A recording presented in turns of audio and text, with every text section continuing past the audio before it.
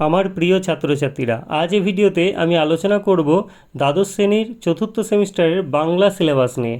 তো দেখো, এখানে আমি সিলেবাসটা শো করছি। তোমাদের গল্প দুটো পড়তে হবে। এক হচ্ছে হলুদ পোড়া, মানিক বন্দ্যোপাধ্যায়ের লেখা। 2 হারুন সালেমের মাসি, মহাশ্বেতা দেবীর লেখা। এখান থেকে পরীক্ষায় 5 নাম্বার থাকবে, মানে সম্ভাবনা আছে দুটো থেকে একটি একটি করে প্রশ্ন থাকবে এবং যে কোনো একটির উত্তর তোমাকে করতে হবে 5 নাম্বার মানের। তারপর দেখো, কবিতা থেকে তোমাদের 3টি কবিতা আছে সিলেবাসে। প্রার্থনা রবীন্দ্রনাথ ঠাকুরের লেখা, তিমির গহনের গান জীবনানন্দ দাশের লেখা, আর কেন এলো না সুভাষ মুখোপাধ্যায়ের লেখা। এই 3টে কবিতা থেকে পরীক্ষায় তোমাকে 5 নাম্বার মানের উত্তর করতে হবে। তারপর দেখো, নাটক তোমাদের একটি আছে, নানা রঙের দিন, অজিতেশ বন্দ্যোপাধ্যায়ের লেখা। এখান থেকেও তোমাকে পরীক্ষায় 5 নাম্বারের উত্তর করতে হবে। তারপর দেখো, পূর্ণাঙ্গ সহায়ক গ্রন্থ তোমাদের ডাকঘর আছে রবীন্দ্রনাথ ঠাকুরের। এখান থেকে কিন্তু 10 নাম্বার মানের উত্তর তোমাকে পরীক্ষায় করতে হবে।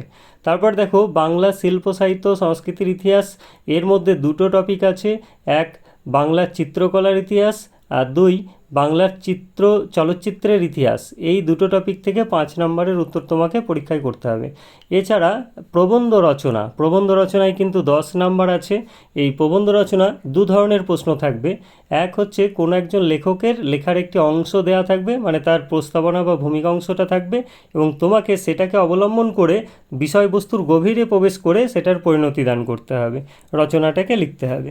অথবা আরেকটা, বিভিন্ন সূত্র ও তথ্য দেওয়া থাকবে, সেগুলোকে ব্যবহার করে তোমাকে একটা রচনা গড়ে তুলতে হবে।